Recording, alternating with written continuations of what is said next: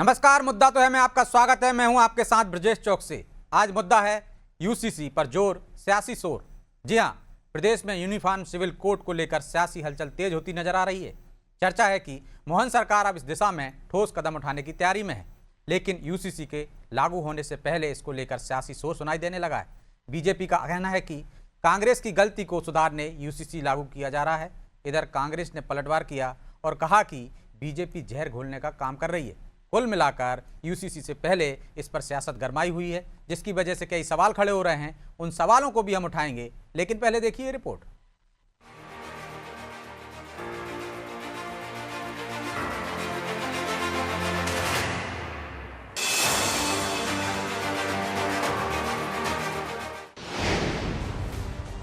मध्य प्रदेश में यूसीसी लागू करने की तैयारी। यूसीसी को लेकर बयानबाजी भारी। मोदी सरकार के अहम एजेंडे में शामिल यूनिफॉर्म सिविल कोड यानी यूसीसी एक बार फिर चर्चा के केंद्र में है।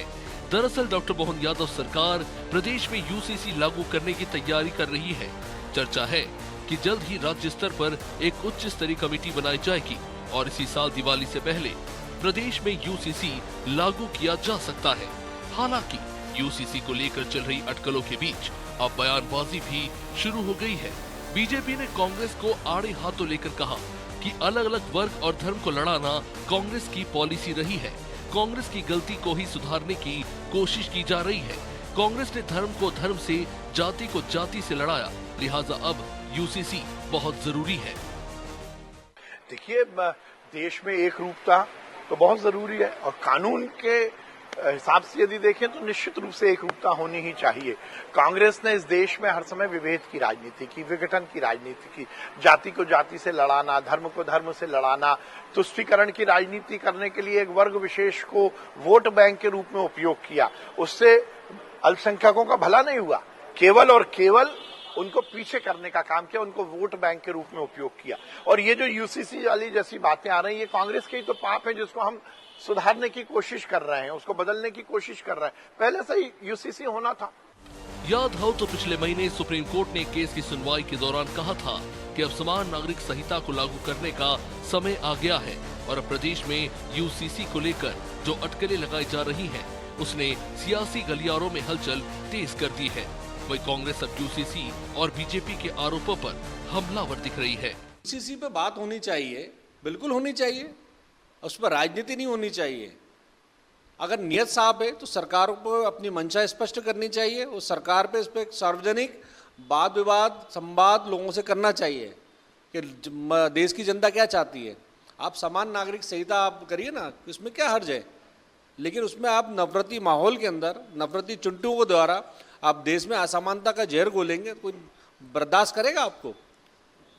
पूरी देश की जनता चाहती है कि यूसीसी कानून लागू हो, समान आधार संहिता लागू हो, लेकिन उसके लिए आपको क्या करना पड़ेगा? इस नफरती चिंटू की जो विचारधारा उसको बाहर निकालना पड़ेगा। मोदी सरकार के तीसरे कार्यकाल का 1 साल पूरा होने से पहले बीजेपी ने एक वीडियो जारी किया था, जिसमें सरकार की उपलब्धियों के साथ आने वाले एजेंडे की झलक भी दिखाई गई थी। उस वीडियो में यूसीसी लोडिंग लिखकर ये संकेत दिया गया था कि सरकार इस दिशा में आगे बढ़ रही है। हालांकि अब मोहन सरकार यूसीसी लागू करने की दिशा में आगे बढ़ रही है तो सियासी पारा भी चढ़ता जा रहा है। लिहाजा अब देखना दिलचस्प होगा कि यूसीसी को लेकर सरकार आने वाले दिनों में क्या कदम उठाती है। ब्यूरो रिपोर्ट, अनादि टीवी।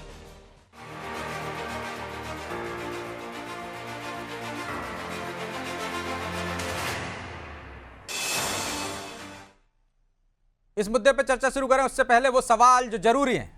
पहला सवाल, यूसीसी को बीजेपी कांग्रेस की गलती सुधारना क्यों बता रही है?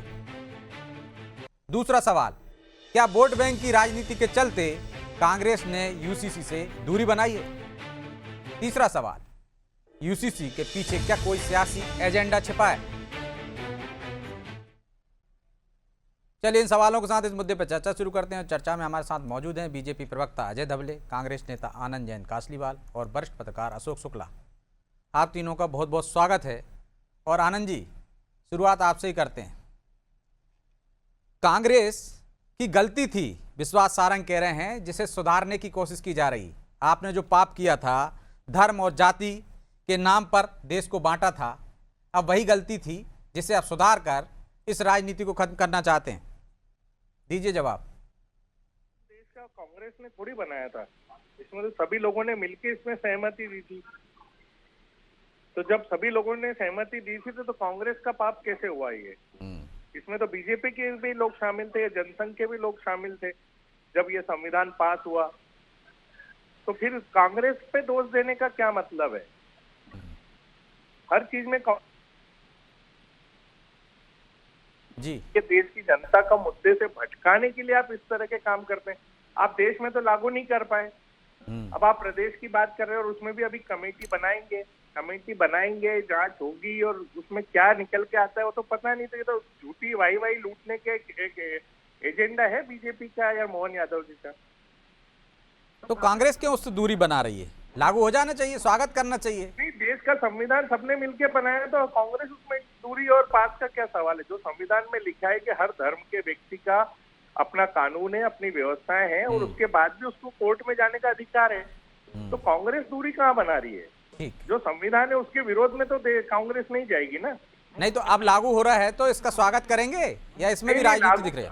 अभी लागू कहाँ हो रहा है? अभी तो जहाँ नहीं, जैसे उत्तराखंड में हो गया है, सुप्रीम कोर्ट ने भी कहा है कि भाई अब समय आ गया है कि एक कानून होना चाहिए। तो कांग्रेस में सहमत है या नहीं है?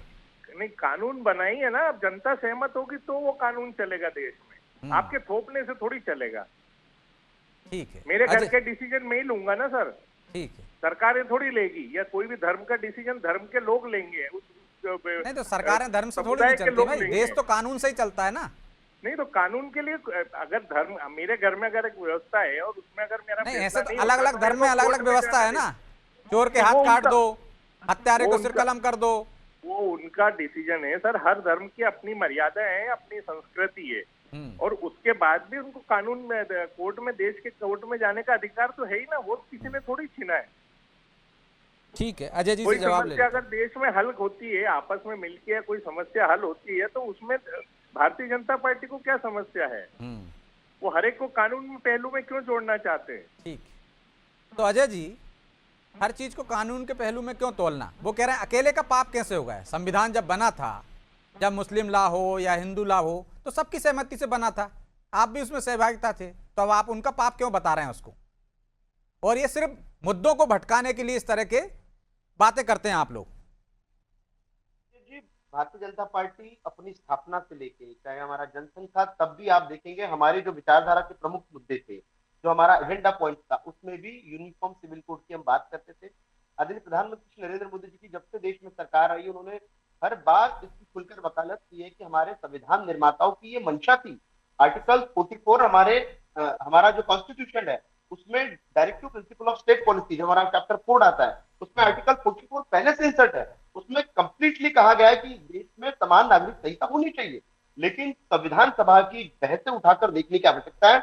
हमारे जो कांग्रेस के प्रवक्ता साथी है आनंद जैन कासीवाल जी, काफी वरिष्ठ साथी हैं, लेकिन आनंद जी को और उनकी पार्टी को उन संविधान सभा की सारी बहसों को देखना चाहिए, जहां डॉक्टर बाबा साहब अम्बेडकर, मुंशी साहब, के मुंशी जी, किस प्रकार से सारे लोग कहते थे कि देश में यदि हम अलग अलग धर्मों के लिए अलग अलग सिविल कोड की अगर अनुमति देंगे तो इस देश में कहीं ना कहीं कियोस्क आ जाएगा। और आज हम वही देख रहे हैं कि राजनीतिक दलों ने अपनी तुष्टीकरण की राजनीति को पोषण वातावरण करने के लिए किस प्रकार से देश को, समाजों को बांटा है। विघटन की राजनीति आज चरम पे है।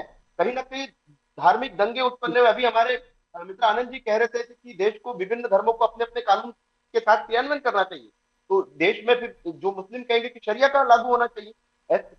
तो ऐसे देश नहीं चलेगा।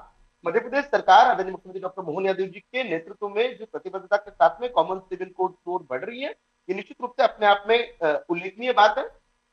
और हमारे संविधान निर्माताओं लीजिए ना, सबसे विचार विमर्श के बाद कानून बनेगा तो ज्यादा बेहतर होगा, थोपा ना जाए। नहीं, देखिए संविधान तो कभी किसी के ऊपर थोपा नहीं गया था। संविधान में आर्टिकल 44, मैंने विजय जी यही से शुरुआत की थी, हमारे संविधान निर्माताओं की स्पष्ट महत्ता थी कि ये देश जातियों में विकसित न हो, धर्मों में विकसित न हो, सबके लिए यदि समान क्रिमिनल जस्टिस के कानून सबके लिए समान है, तो सिविल कोड के लिए चाहे विवाह का कानून लीजिए, दत्तक लेने का लीजिए, संपत्ति में बंटवारे का कानून है या तलाक है, ये क्यों इस प्रकार से अलग अलग कानूनों से इसको गवर्न किया जाए? हमारी राजनीति की जो दिशा है ना, वो कांग्रेस ने अपने वोट बैंक के लिए इस प्रकार से धर्मों में बांट दी थी। दशकों तक देश तुष्टीकरण की राजनीति में पॉलिटिक्स ऑफ अपीजमेंट का दंश झेल चुका है, लेकिन भारतीय जनता पार्टी हमेशा से नेशन फर्स्ट में बिलीव करती है। हम कांग्रेस की उन ऐतिहासिक गलतियों को सुधार रहे हैं जिन्होंने समाज को असमानता की गहरी खाई में झोंका है। दूसरा जो बड़ा विषय आता है कि विभिन्न व्यक्तिगत कानून की बात कर लीजिए, जो पर्सनल लॉ की हम बात कर रहे हैं, महिलाओं के साथ में किस प्रकार के भेदभाव होते हैं। कॉमन सिविल कोड आने के बाद में ट्रिपल तलाक का बात कर लीजिए, पॉलीगैमी जिसको हम बहुविवाह कहते हैं, या उत्तराधिकार में असमानता, पितृसत्तात्मक जो को नॉर्म्स को तो अजय जी, ये किस्तों में क्यों लागू कर रहे हैं कि उत्तराखंड में कर दिया आपने, अब मध्य प्रदेश में विचार कर रहे हैं, उत्तर प्रदेश में विचार कर रहे हैं, देश में लागू कर दीजिए, आपकी सरकार है। देखिए, पर्सनल लॉज को गवर्न करने के लिए संविधान की सम्मत व्यवस्था है। हमें फेडरल स्टेट में है, प्रत्येक राज्य को ये उसका अधिकार है। फेडरल स्टेट की पॉलिसी के अनुसार प्रत्येक राज्य का ये विवेक ही वो अपने राज्य में इसको लागू करना नहीं चाहता है। केंद्र ने हमेशा से इस बात की पक्षधर रही है। भारतीय जनता पार्टी के आप सारे मैनिफेस्टो उठाकर देख लीजिए, राम मंदिर का भव्य दिव्य निर्माण की हम बात करते थे, हम आर्टिकल 370 के एब्रोगेशन की बात करते थे, हम यूसीसी की बात करते थे। हमारा एजेंडा कभी बदला नहीं है ब्रजेश जी। भारतीय जनता पार्टी के स्थापना से लेकर मैनिफेस्टो उठाकर देख लेंगे, अब तक के मैनिफेस्टो में हम इस बात के लिए प्रतिबद्धता के साथ में खड़े हैं कि देश में समान नागरिक संहिता होनी चाहिए देश में। लेकिन आनंद जी, छोटा सा जवाब दीजिए। वो कह रहे हैं वोट बैंक के लिए आप इसका विरोध करते हैं, इससे दूरी बनाते हैं। कानून बनाने में हम लोग सहयोगी थे, तो हम इसका विरोध कैसे करेंगे? तो आप जहां राज्यों में है आपकी सरकार, वहां पे लागू कर दीजिए। इनके कानून में आपको कमियां दिखती है, वहां दूसरी तरीके से लागू कर दीजिए। हम संविधान के विरोध में कोई काम नहीं करते, कांग्रेस पार्टी ये कहना चाहती है। तो ये संविधान के विरोध में और हो रहा ये है वोट बैंक की जो संविधान के विरोध में ही है। क्यों? राज्यों को अधिकार है। मुझे नहीं, अधिकार में मेरी बात बताइए कि क्या लोगों का सर्वे आया क्या? ये धर्म के लोग बीजेपी के पास गए कि हमको ये तकलीफ है, वो तकलीफों को बताइए, तब उन्होंने विचार विमर्श करके कानून बनाया। ये अपनी मर्जी से कानून थोप रहे हैं, अल्पसंख्यकों को टारगेट कर रहे हैं, वोट बैंक की राजनीति तो ये कर रहे हैं। सुप्रीम कोर्ट ने बोला है अब जरूरत है। आपने अभी हालिया टिप्पणी नहीं सुनी सुप्रीम कोर्ट की? तो सुप्रीम कोर्ट भी भगवान थोड़ी है, देश की जनता की सुविधा है, जिनसे देश की जनता की व्यवस्था है। मतलब सब कुछ कांग्रेस ही सच करती है, कोर्ट भी गलत कह रही है। नहीं गलत, अरे सब अपनी टिप्पणी कर रहे हैं। कांग्रेस के संविधान देश का ये कहता है कि सर्वधर्म सर्व संप्रदाय के लोगों को अपने तरीके से अपने धर्म के आधार पर जीने का अधिकार है। कांग्रेस कौन रोक रहा है उसमें? लेकिन आप नहीं चाहते क्या कि बेटी का समान अधिकार सबको मिले? यदि अल्पसंख्यक या मुस्लिम परिवार में कोई लड़की जन्म हुई तो उसको भी बाप के संपत्ति का अधिकार मिले, नहीं चाहते आप? अरे वो अधिकार तो उसके पिताजी देंगे ना। देश का पिताजी को कानून देना पड़ेगा ना, पिताजी से क्या? जब नहीं दे रहे तो कानून बनाओ। विरासत देश लिखेगा क्या या कानून लिखेगा? हक तो दिलवाएगा ना, कानून का काम होता है ना हक दिलाना। संपत्ति मेरे को किसको देना है ये फैसला कौन करेगा? मैं ही करूंगा ना। उनको शरिया में विश्वास है ब्रजेश जी, शरिया में विश्वास। कानून पे क्यों उसको बांधना चाहते हैं? शरिया में विश्वास रखती है कांग्रेस। तो आपको जो कानून लागू है तो आप उसका पालन नहीं करेंगे? देखिए, बेटी को अधिकार नहीं देंगे? जो जैन हूँ तो मेरे उसमें जो संविधान में या मेरे धर्म में या तो संविधान नहीं दिया ना, तो दूसरी बेटियों के साथ भेदभाव क्यों? नहीं, कहाँ हो रहा है? किसने कहा आपको भेदभाव हो रहा है? कोई बेटी गई बीजेपी के पास, केंद्र सरकार के पास, कोई लोग गए समस्या लेके, या इन्होंने कोई सर्वधर्म की मीटिंग करी? ब्रजेश जी को पूछ लीजिए, ट्रिपल तलाक के फेवर में थे आप? और ये वोट बैंक की राजनीति कर रहे हैं। तो ट्रिपल तलाक वाले मामले में भी आप ऐसे, आपका मत भाई है भाई, कोर्ट तो गई ना, साहबानो भी गई थी कोर्ट में, आपने पलट दिया, कानून पलट दिया इन्होंने। तो राजीव गांधी ने कानून पलट, हमने कैसे पलट दिया सर? राजीव गांधी ने पलटा था कानून लाकर, था उनको मानना चाहिए, अब वो नहीं मानेंगे। राजीव गांधी ने कानून लाकर संसद के माध्यम से पलटा था। आनंद जी, आपकी जानकारी के लिए, देश की राजनीति और देश की वोट बैंक की राजनीति को खराब करने का काम भारतीय जनता पार्टी कर रही है संविधान को बदलने के साथ। अच्छा, एक कानून लागू करके वो खराब कर रही है। हाँ, उससे क्या फायदा होने वाला बताइए? मेरे घर की व्यवस्था मेरे को ही समझनी है ना। कानून समझाएगा कि मेरा घर कैसे चलाऊंगा, या कैसा देश चलाऊंगा, या कैसा प्रदेश चलेगा, या कैसे मेरी संस्कृति या धर्म चलेगा। आप तो व्यक्तिगत उस पर इंटरफेयर कर रहे हैं। अगर मेरे को तकलीफ होगी तो कोर्ट खुली है ना उसके लिए देश में। तो फिर तो घर में अपना अपना कानून बना लेना चाहिए सबको, कि आपको जिस बेटे से प्यार है उसको दे दो, जिस बेटी से आपको ज्यादा प्यार नहीं है उसको मत दो संपत्ति। तो मैंने क्या कहा सर, पहले घर का समान अधिकार तो सबका होगा ना। आपके दो बेटे हैं तो दोनों का बराबर अधिकार होगा, बेटी है तो उसका भी बराबर अधिकार होगा। तो यदि कोई नहीं दे रहा है तो सरकार दिलाए, बुजुर्गों को भी सरकार हक दिला रही है ना। तो हर धर्म में उनके कानून के हिसाब से व्यवस्थाएं हैं। नहीं, धर्म में तो सिर्फ बहुत सारी चीजें हैं ना, फिर तो हाथ काटने की सजा भी है कानून धर्म में, फिर कलम करने की भी है। नहीं, कहाँ लिखा है धर्म में? गलत फिर बात तो- है ये सब बोल। चरिया पढ़ लीजिए, चरिया। चरिया में ऐसा कुछ नहीं लिखा है, आप चरिया पढ़ के आइए। कोई भी धर्म में सिर कलम करने का नहीं लिखा होता है। ट्रिपल तलाक लिखा है, ट्रिपल तलाक लिखा है। 3 बार बोलने से तलाक हो जाता है महिला का। लिखा है 3 बार बोलने से महिला का तलाक हो जाती है उसकी। आ गए ना अल्पसंख्यक के मुद्दे हालांकि पे? नहीं, तो यही तो विषय है। आप कीजिए ना, आप ये है आपकी राजनीति। अभी मैं हिंदुओं के मुद्दे ये पर है, बात करता हूं। आप- रजत जी आप- मुझे 1 मिनट आपको देंगे। टारगेट करके ये रजत जी मुझे 1 मिनट देंगे। जी रजत जी मुझे 1 मिनट देंगे। ये जी। टारगेट कर रहे हैं आप। रजत जी, ठीक है, सुन अगर लीजिए, मैं आपने हिंदुओं की आरोप बात लगाया ना करता टारगेट कर रहे हैं मुसलमानों को, सुन रजत लीजिए जी जवाब दे। 1 मिनट देंगे। जी जी जी तमिलनाडु में एक मंदिर पे, एक शिखर पे दीप जलाने की एक परंपरा है। वहां के हिंदुओं की बहुत पुरानी परंपरा थी। तमिलनाडु की सरकार ने वहां के जो जस्टिस जी.आर. स्वामीनाथन था, उनके विरुद्ध इम्पीचमेंट मोशन लाया और कांग्रेस के सांसदों ने उस इम्पीचमेंट मोशन पर साइन किया। कहां गई थी हिंदुओं की भावना? वो तो हिंदुओं का व्यक्तिगत मामला था। ठीक। कहां गई थी हिंदुओं की भावनाओं का सम्मान? कहां गई थी कांग्रेस की भावना? आपने किया ना वो। इसका कानून से क्या लेना देना? यूसीसी कोर्ट से अब क्या आगे लेना फिर देना? आप उसको क्यों, फिर आपने महाभियोग आप क्यों उसमें लाया? डाल रहे हैं, आप आपने उसमें क्यों हिंदुओं लाया का सम्मान महाभियोग? कर रहे हैं। चलिए, आपने लौट रहा हूँ, मैं आप महाभियोग दोनों के पास किया। आता हूँ। ठीक है आनंद जी, अजय जी, मैं लौट रहा हूँ आपके पास। शुक्ला जी, यूसीसी के पीछे कोई एजेंडा है क्या बीजेपी का, या वाकई में इससे एक समान नागरिक संहिता से सबको अधिकार समान हो जाएंगे? इतना आसान है लागू करना मध्य प्रदेश में, क्योंकि एक बड़ा वोट बैंक या बड़ी आबादी आदिवासी भी है।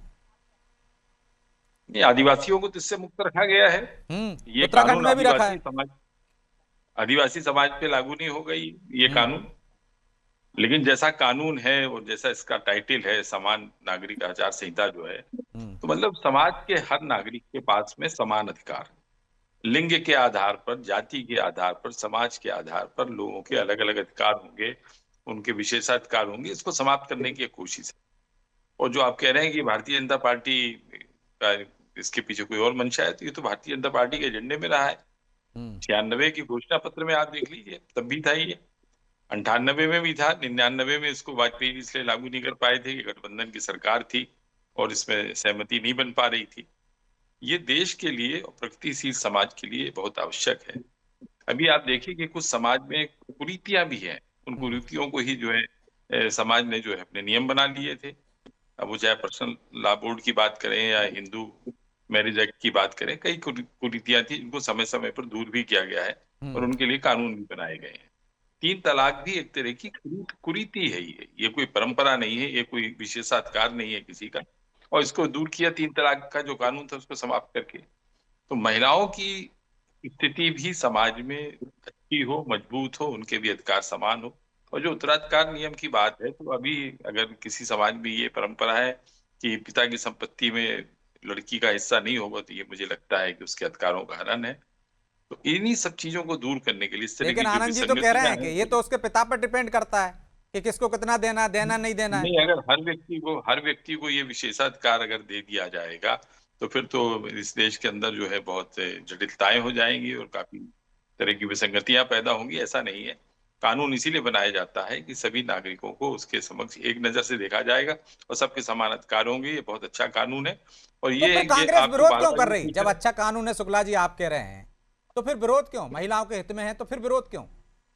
देखिए, कांग्रेस जो है उसके विरोध का पता नहीं क्या कारण, उसको विरोध नहीं करना चाहिए। अगर वो महिलाओं की बात करती है, महिलाओं के अधिकारों की बात करती है, तो मुझे लगता है कि इस कानून का सबसे बड़ा फायदा समाज के महिलाओं को मिलेगा, चाहे वो किसी भी समाज की महिला हो, किसी भी वर्ग की महिला हो।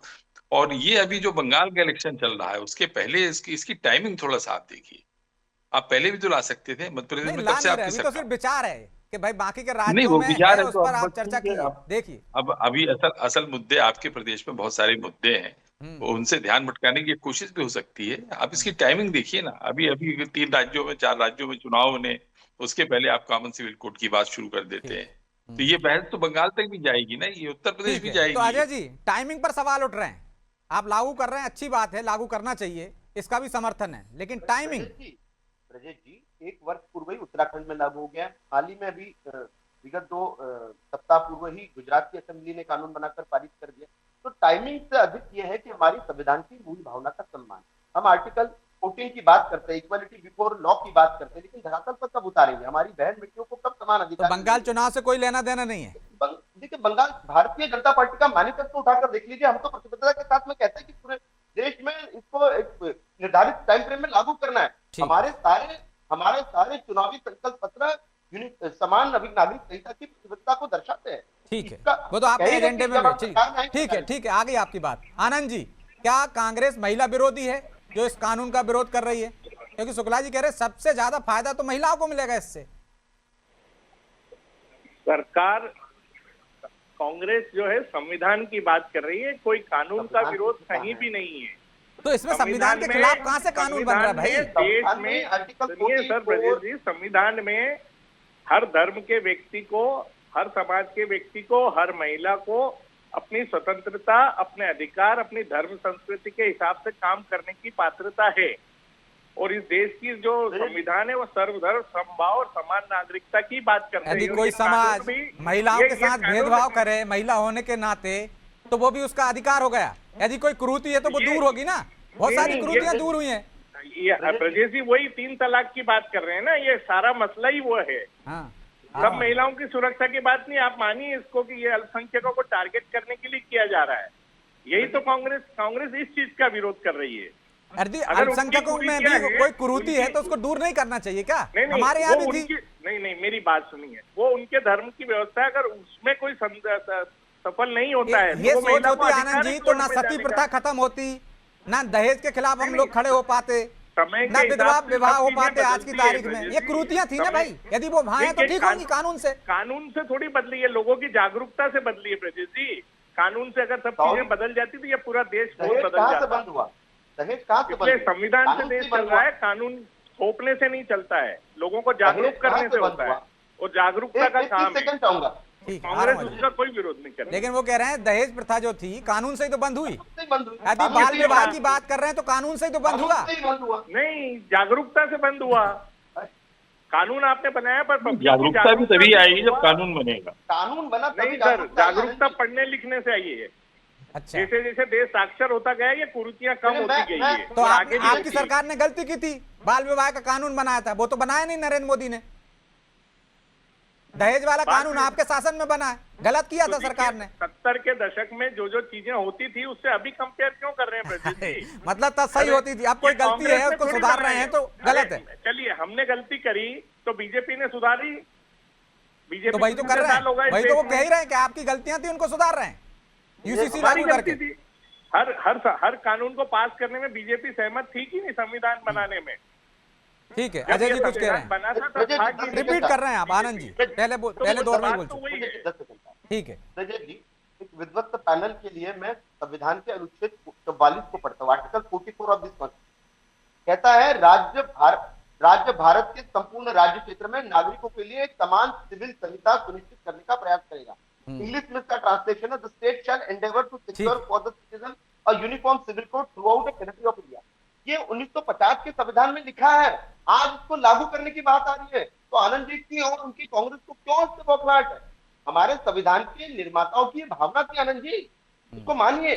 शुक्ला जी छोटा सा जवाब दीजिए, क्या ये बौखलाहट इसलिए है कि एक वोट बैंक कट जाएगा? नहीं, मुझे नहीं लगता है कि जो प्रगतिशील समाज होगा, चाहे वो मुस्लिम प्रगतिशील समाज हो या हिंदू हो या क्रिश्चियन हो, कोई भी हो, जो प्रगतिशील समाज होगा। और आज आप देखिए सब समाज की महिलाएं जो है समान अधिकारों की मांग करती हैं। जब 3 तलाक रद्द हुआ था तो सबसे ज्यादा उसका स्वागत तो मुस्लिम महिलाओं ने किया था। महिलाओं को पुरुष के बराबर अधिकार मिल रहा है, और मुझे लगता है कि जो कोई विरोध करेगा तो वो जरूर वो पुरुष प्रधान समाज की मानसिकता से जो है ग्रसित होगा। अन्यथा इस कानून का विरोध करने में कोई औचित्य नहीं है, कोई औचित्य नहीं। लेकिन मैं माफी चाहता हूं शुक्ला जी, आपको रोक रहा हूं क्योंकि समय की बाध्यता है, इसलिए चर्चा को यहीं विराम देना होगा। आप तीनों का बहुत बहुत धन्यवाद। तो यूसीसी पर जोर तो दिया जा रहा है, ये समय की मांग भी है, क्योंकि सुप्रीम कोर्ट भी टिप्पणी कर चुकी है कि अब वो समय आ गया है कि यूसीसी लागू कर देना चाहिए। इससे बहुत सारी कुरीतियां भी दूर होती हैं, जो कुरीतियां हैं समाजों में उसको दूर करते हैं। लेकिन कांग्रेस इससे दूरी क्यों बनाए हुए, क्यों विरोध कर रही है? क्या यह वोट बैंक की सियासत है? क्या इस कानून से वो वोट बैंक की राजनीति खत्म हो जाएगी? ये तो आने वाला समय बताएगा। बहरहाल मुद्दा तो है, मैं इतना ही, मुझे दीजिए इजाजत और आप देखते रहिए अनादि टीवी। नमस्कार।